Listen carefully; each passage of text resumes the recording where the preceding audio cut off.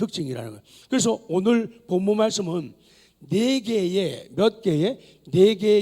현재 분사. 현재 분사라는 것은 영어에서 ing 붙은 거예요. 현재 진행형. 우리가 성령 충만하게 되면 고상한 성품이 나타나는데 현재 계속적으로 행동하고 살아갈 수 있는 네 가지 동사가 나온다. 그것이 화답하라, 노래하라, 같이 가요. 이게 안 나오네요. 자, 처음에 화답하라, 그 다음 노래하라, 감사하라, 복종하라. 이것이 19절에서 강조점이거든요. 이게 앞뒤에 있는 말씀들을 아주 요약하는 그런 말씀이에요. 그래서 화답하라, 화답하라는 사람과 사람과의 관계예요. 이따가 나와요. 화답하라, 영어로 뭘 것 같아요? speak, 말한다 그 말이죠. 그러니까 화답하라, 그럼 서로가 서로에게 말하라, 그렇게 나와요. 그 다음에 노래하라, 찬송하라는 하나님께 대한 것, 감사하라 20절 하나님께 대한 것, 그리고 제일 마지막에 21절에 복종하라. 복종은 쭉 성경에서 말하면서 너하고 나와의 관계에서 어른과 젊은이, 주인과 종, 이런 관계에서 복종하라. 우리들 관계. 그래서 여기에서는 두 가지 수직적으로 하나님과 나와의 관계, 수평적으로 사람과의 관계를 말씀하고 있어요. 자, 오늘 그 첫 번째만 말씀을 드릴 거예요. 첫 번째가 화답하라, 서로 화답하라, 교제에 대한 거죠. 우리들의 관계. 자, 19절 시당.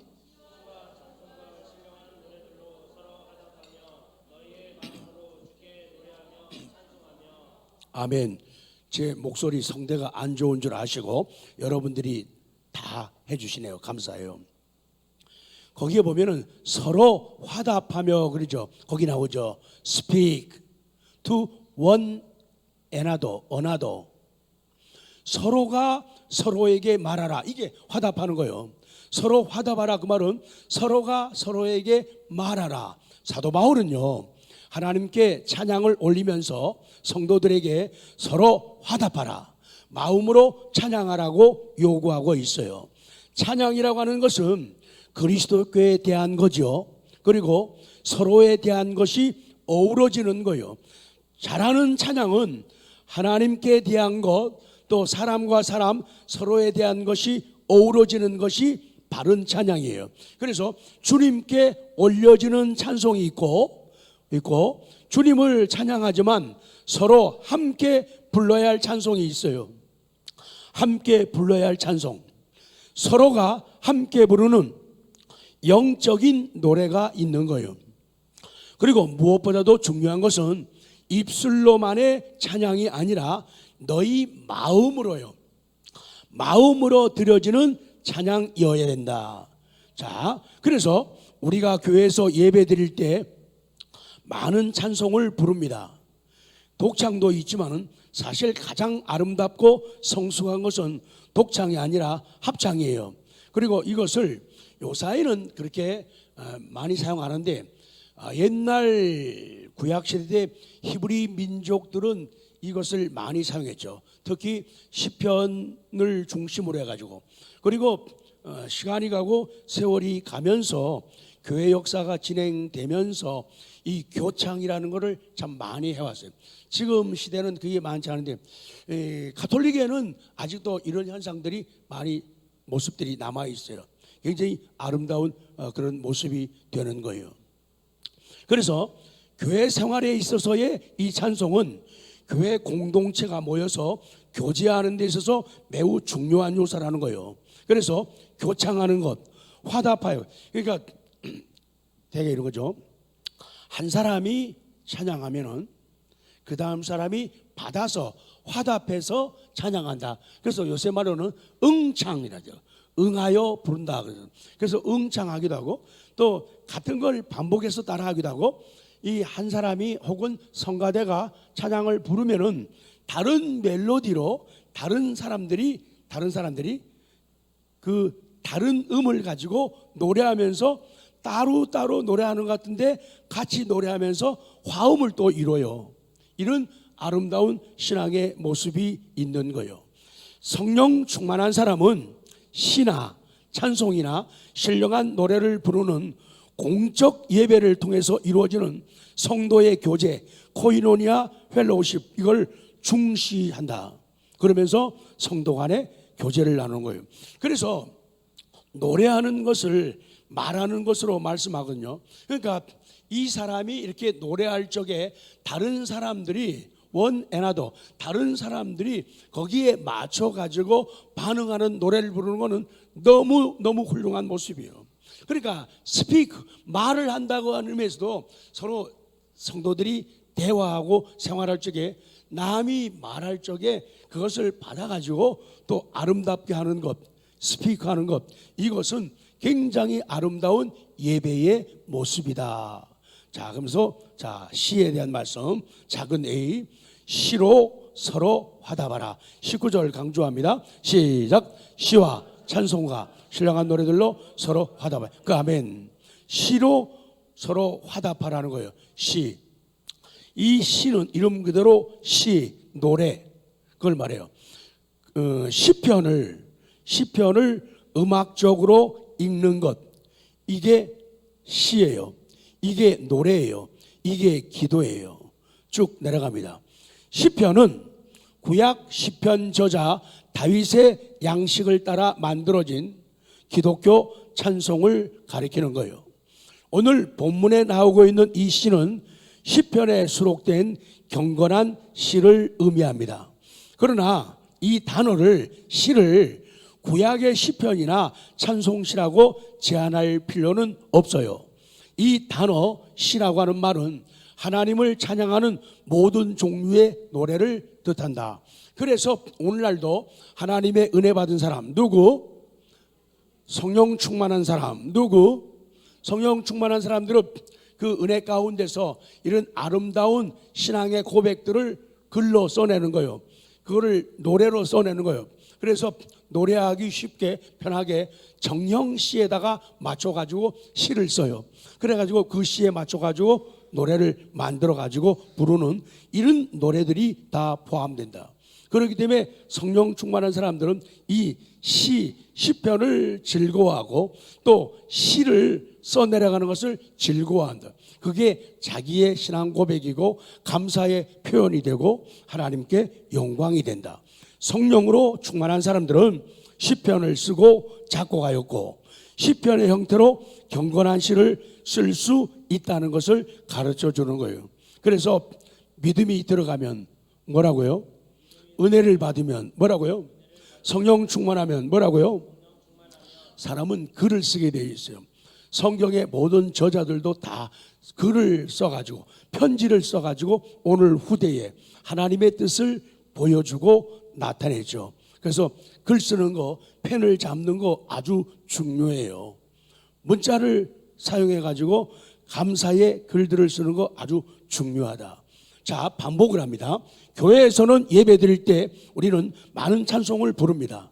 독창도 있고 합창도 있고 교창도 있어요. 합창, 교창이라고 하는 이 찬송은 교회 공동체 교제에서 매우 중요한 요소다.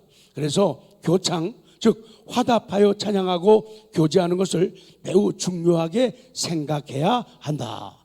또한 사도 바울은 전반부에서 성도들이 교창하면서 서로 가르치고 권면하라고, 그리고 후반부에서는 주님께 노래하고 찬송하라고 권면을 하고 있는 거예요. 성도들은 그리스도 예수 안에서 하나님께서 이루신 큰 일들을 서로 상기시키는 거예요. 그래서 하나님이 나를 위해서 행하신 일, 저 사람을 위해서 행하신 일, 그것을 남들이 말할 때, 노래할 때 그것을 받아가지고 응창, 반응하여 부르는 것, 이것을 성경은 말씀하고, 그래서 speak to one another, 서로 말하라, 이게 화답한다 그 말씀이에요.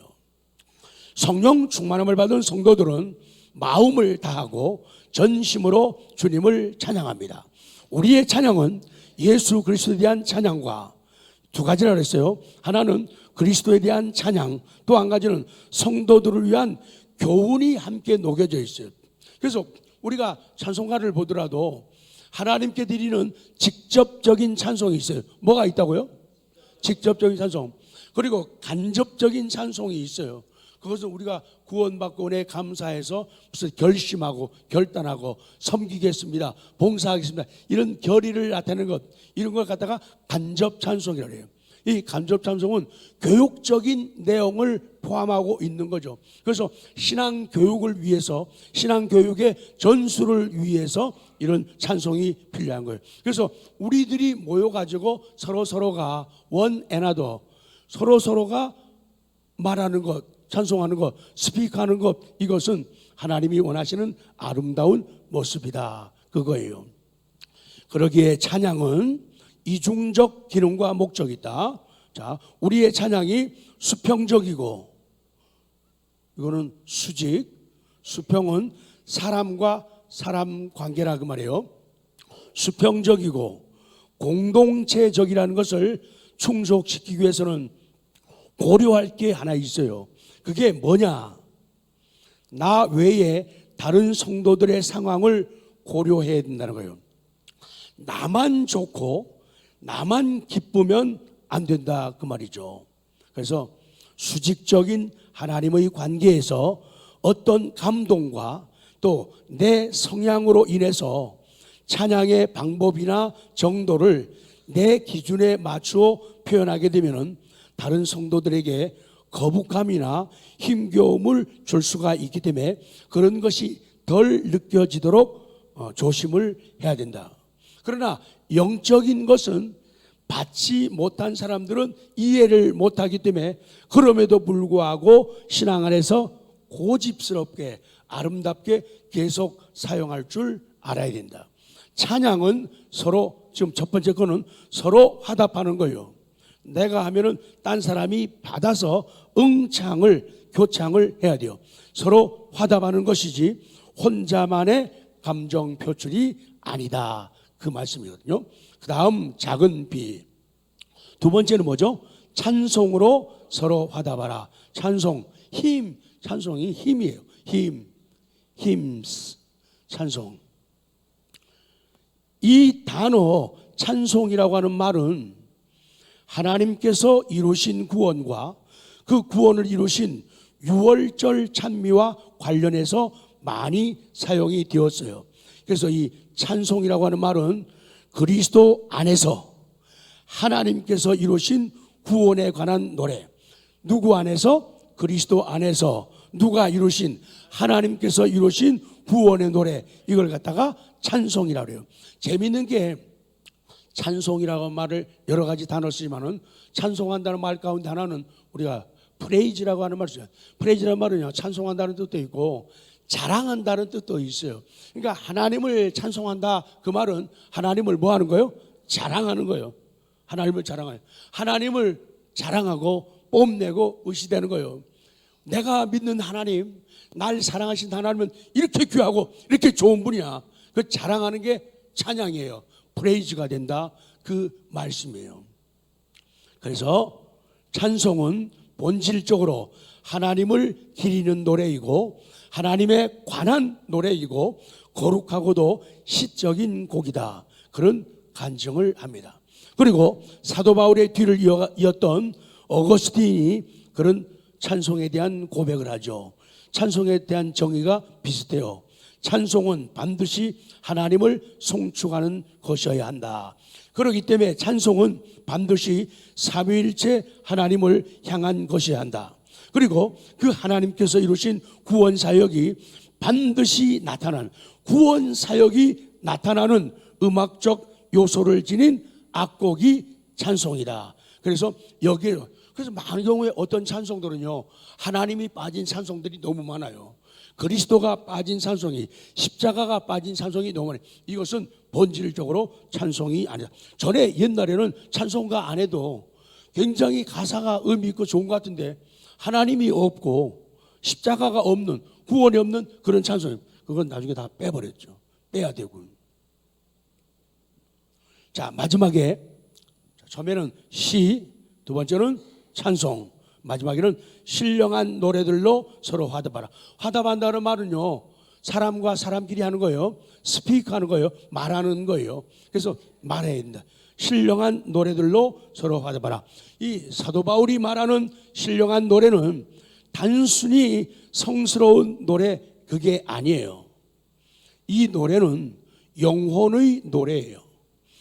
신령하다고 할 때 우리는 영, 신령, 영, 스피릿 이렇게 말하는데 이 영은 예수 그리스도로 통해서 거듭난 그리스도의 영을 말하는 거듭난 그리스도인의 영이에요. 쭉 내려가요. 신령한 노래는 성가란 말이 아니에요. 심령으로부터 하나님을 향해 순종과 헌신으로 부르는 영성의 노래. 그렇기 때문에 이 신령한 노래는 음악 형태가 신령한 노래다 이게 아니라 영혼의 상태, 그런 상태로 성령 충만한 상태로 노래를 부르라. 이것이 신령한 노래다 그 말씀이에요. 그렇습니다. 신령한 노래는 지정의를 뛰어넘어요. 그리고 영적인 차원으로 들어가는 거예요. 그리고는 하나님 앞에서 처절한 굴복과 신뢰 속에 감사로 응답하는 노래, 이것이 신령한 노래예요. 그래서 내 영혼의 노래, 내 영혼의 송가, 신령한 노래 이렇게 불려집니다. 따라서 신령한 노래는 단순히 차분하고 경건함을 연상케 하는 종교적인 분위기나 이런 정도 가지고 설명할 수 있는 것이 아니다. 신령한 노래는 음악 양식에 속한 것이 아니다. 그렇기 때문에 볼륨이 높으냐 낮으냐, 리듬이 빠르냐 느리냐, 그 멜로디가 얼마나 수려한가, 이것 가지고 이런 특징 가지고 이해되는 게 아니다. 이러한 모든 것을 포함한 자유로운 표현 속에서 영혼 깊은 곳으로부터 나오는 신령한 노래. 그래서 죄를 느끼면서 용서받고 감사함으로 그 속에서부터 터져나오는 노래, 이게 신령한 노래다. 그렇습니다. 신령한 노래는 찬양에 사용되는 음악의 형태가 아니라 신령한 노래로 찬양하는 사람의 영혼의 상태를 말하는 거예요. 그래서 신령한 노래는 바로 그리스도로 거듭난 영혼의 그 구원의 감격을 영혼 깊은 곳에서 체험한 그런 사람들이 부르는 절제가 있는 자유함의 노래이다. 조금 어렵죠? 그래도 들으셔야 됩니다. 성도 여러분, 성령을 통하여 영혼과 마음으로 주님께 모든 시와 모든 찬송과 찬양을 드려야 됩니다. 그래서 우리는 듣는 사람들에게, 누구에게? 듣는 사람들에게 감격을 주고 뜨거운 감동을 주고 깊은 감화를 줄 수 있는 찬송을 부르죠. 그렇게 해서 제일 마지막에 있는 신령한 노래, 성령으로 충만한 자세로 노래 불러야 돼요. 그래서 연주하는 사람, 노래하는 사람들은 그것이 성령으로 충만해 가지고 그것이 성대에 통해서 나와야 되고 얼굴 표정으로 나타나야 되는데, 그럴 때에 그 반응을 보고 성도들이 응창을 하게 되고 성도들이 교창을 할 수가 있는데, 나온 사람들이 냉랭하게 되면은 앞에 앉은 사람들도 냉랭할 확률이 많다. 그래서 교창, 응창하는 게 너무 중요하다. 자, 결론에 들어갑니다. 시와 찬송과 신령한 노래들은 각각 사실 다른 종류의 찬송이 아니다. 모두가 성부 하나님, 성자 그리스도를 찬양하는 노래예요. 하나님께서는 우리가 서로 화답할 때, 서로 스피커할 때 시와 찬송과 신령한 노래들로 서로 이야기하러, 그게 이야기하는 거예요. 그냥 노래 부르는 것 같지만은 나는, 아까 이거는 사람과 사람이라 했죠. 수평적인 거라 했죠. 이 시, 찬송, 신령한 노래, 이거는 수평적인 거예요. 사람과 사람. 그렇기 때문에 내가 앞에 있는 사람들에게 전달을 해줘야 돼요. 그리고 앞에 부르는 사람들도 그런 전달을 앞에 분들이 느낄 수 있도록, 그게 교창이에요. 그게 성령으로 부르는 노래가 된다. 그렇게 말씀하는 거예요. 그래서 시와 찬송과 신령한 노래들로 아름다운 이야기를 서로 하라는 거예요. 그거는 이야기하는 것과 마찬가지라는 거예요. 교감이 되도록 하라, 그 말씀이죠. 우리는 하나님께 말씀을 드리듯이 노래하듯이 서로가 서로에게 그런 언어로 노래로 이야기하는 거예요. 그리고 그 이야기를 상대방에게 전달하고 보여줘야 된다. 성령 충만하게 되면은 그래서 서로를 향해서 비난이 없어지는 거예요. 성령 충만해지면 비난이 없어져요. 불만을 표시하거나 따지거나 지적하는 것이 어려워지는 거예요. 왜?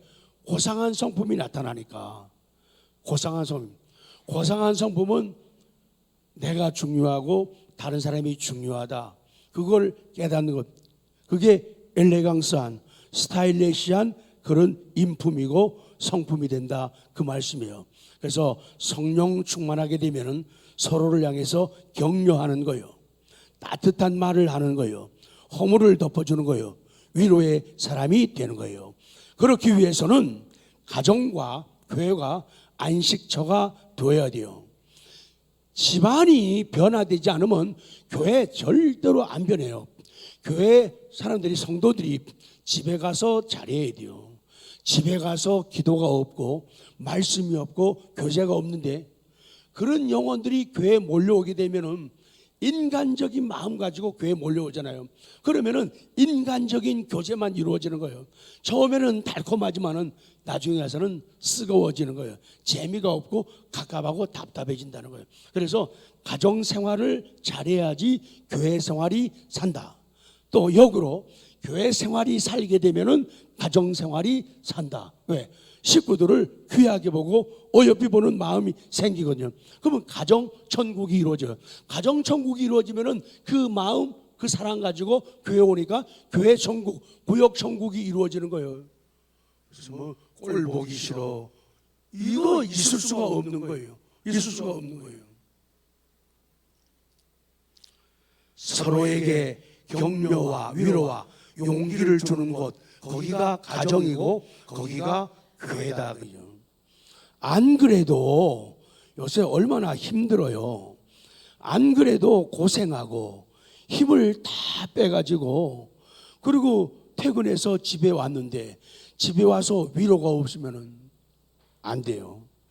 다 힘 빼고 어렵게 해가지고 교회 간신히 왔는데 짜증날 일들이 많아지고 신경질 부릴 일들이 많아진다면은 이거는 교회 천국이 아니다, 그 말씀이에요. 그래서 서로의 힘을 빠지게 하거나 서로의 마음을 아프게 하면 절대로 안 돼요. 이거는 뭐가 된다? 죄가 된다. 그건 회개할 일이 된다. 회개 안 하면은 아픔을 당할 것이다. 그런 진리거든요. 자, 이제 결론이에요.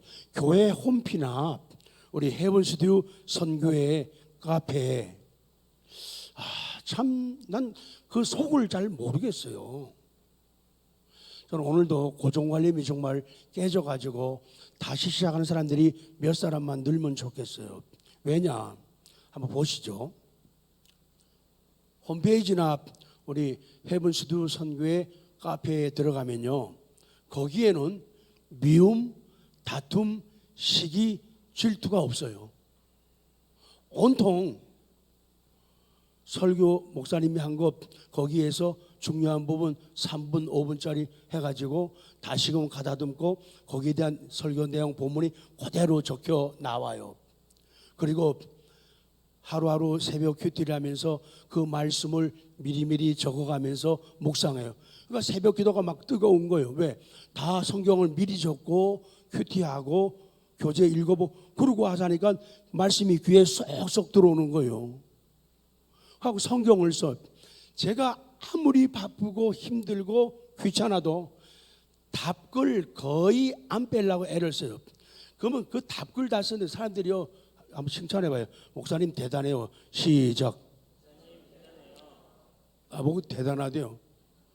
우리 시인 김보기 성도님이 목사님 대단하대. 아니 그 댓글을 어떻게 다 몇십 명, 몇백 명 어떻게 다 달아주냐고. 달아주잖아요. 그거 싫으면 해요, 못해요? 못해요. 좋은 걸 어떻게 해요? 그 경리, 근데 이 사람이 또 거기다 답글을 또 다네. 그럼 나 어떻게 해요? 또 답글을 달아야 돼요. 근데요, 재밌는 게요, 거의 비슷하고 똑같은 답글 한 번도 안 달아요. 아니라고 생각. 진짜요. 똑같은 답글 안 달고 또 다른 내용 달고 딴 내용 달고 그렇게 달아요. 하나님이 제게 그런 은혜를 주신 것 같아요. 그리고 찬양 올리면은 찬양 너무 좋다고, 또 시를 써서 올리면은 너무 좋다고 하고, 아멘 아멘 할렐루야, 대단하세요, 귀하세요, 훌륭하세요, 우리 만남은 우연이 아니고.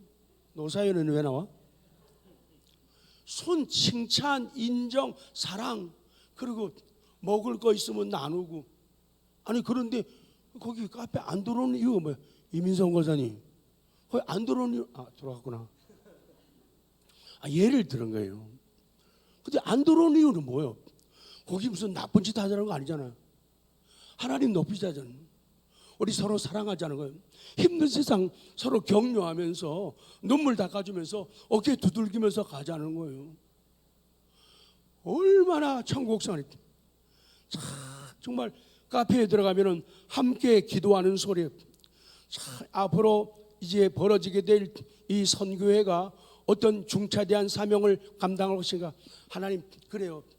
거기에는 5,000원부터 엄청난 액수로들 자기 형편 따라서, 그러면은 그분들 한 사람 한 사람 이름 불러가면서 기도하고, 하나님 저분들 가정, 저분들 직장, 저분들 사역장 잘 되게 해주세요. 그래가지고 이 복음 사역이 정말로 세계적으로 하나님이 칭찬하고 인정하시는 아주 중요한 기관이 되게 해주세요. 우리 초교파적으로, 초교단적으로, 우리 교회 게 아니잖아요. 우리 교회 게 아니에요. 내 게 아니잖아요. 전 세계적인 거잖아요. 이 얘기를 하는 거예요. 근데 가입한 강경희 권사님은 왜 안 들어오는 거예요?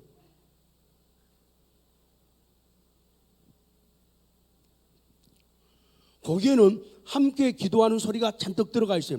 오늘 이 19절 말씀하고 똑같은 거예요. 시와 찬송가, 신령한 노래들로 화답하라. 서로 스피크, 이야기하라는 거예요. 그 이야기하자는 그 마당이에요. 한금여 권사님 너무 젊으셔가지고 연세가 86밖에 안 돼요. 우리 모두가 언니라고 그래요. 어떤 사람은 손자, 손녀 같기도 하고 아들, 딸 같기도 하지만 전부 언니라고 그래요. 젊은 생각 가지면은 젊어지는 거예요. 그래서 아니 그렇게 훌륭하고 좋은 마당을 준비해놨는데 왜 안 들어와? 정민의 집사님도 안 들어왔잖아요. 신랑만 밀어서 내보내고 말이야. 자기가 대표로 가. 그것도 신랑은 또 여자 말 듣잖아요. 네, 알았습니다. 그러고 카페에 들어오면요, 함께 찬양하는 소리가 꽉 차 있어요. 함께 예배 드리는 소리가 꽉 차 있어요. 함께 성경 쓰는 자판 소리가 계속 나는 거예요. 격려하고 칭찬하고. 거기는 싸움, 다툼이 없어요. 시기 미워할 틈이 없어요. 미워하는 사람은 왕따 당할 수밖에 없어요. 그러니 그런 천국과 같은 자리에 주여 다음번엔 오늘 이 설교 듣고 다 들어올 수 있도록 은혜를 주옵소서. 86 되신 어른이 하는데 젊은 70밖에 안 된 니는, 안병환 시장님 왜 이렇게 바빠요? 요새 왜 안 들어오시는 거예요? 회개하시고 빨리 들어오세요. 감사합니다. 격려하고 칭찬하면, 까먹었다. 노장로님도 안 들어오시잖아요. 처음엔 들어오셔서 미국에서 말이 노장로님 그러신데 내가 CCTV를 다 봤잖아요. 딱딱 나눠줘갖고 저 3구역에서 성경 쓰기 하는 거 다 봤어요. 참 행복하고 재밌어요. 격려하고 칭찬하며 용기를 주는 소리, 그리고 함께 놀러 가서 웃는 소리. 그래서 성경 쓰기 미국 가실 때는 제가 갈 때 말씀을 드렸기 때문에 교회에서 한 사람에 10,000원씩 줬잖아요. 시상. 두 번째는 박 집사님이 하시고, 세 번째는 제가 했잖아요. 함께 놀러 가서 웃는 소리 너무 감동돼요. 무슨 뭐 이번에는 사람들이 다 참여해가지고 뭐 바닷가에 가자 뭐 그런 얘기는 아닙니다. 신장로님이 앞에 계시면 갈 수도 있지만 카페 홈페이지 들어오면은 그 표정을 보십시오. 감탄이 넘칩니다. 그 삶을 보세요. 기쁨이 넘쳐요. 야, 이거 또 하나의 천국이다. 또 하나의 행복이다. 하나님, 이런 귀한 카페를 주시니 너무 감사합니다. 카페 때문에 감사원금이 나올 것 같은 그런 생각. 이제 결론입니다. 성도 여러분, 우리들에게 겸손은 행복한 특권입니다. 성도인 나에게 낮아짐이라고 하는 것은 부끄러운 일이 아니라 자랑이에요. 이거는 성도만이 할 수 있는 것이기 때문에. 그래서 성령 충만의 특징은 고상한 성품을 가지는 것. 그래서 예배 끝나고 나가실 적에 혼자 스르륵 가는 사람은 화장실 가는 거니까 이해해 주세요. 천천히 인사하면서 성령 충만한 모습으로 인사하고 헤어질 수 있도록 그렇게 마무리를 합니다.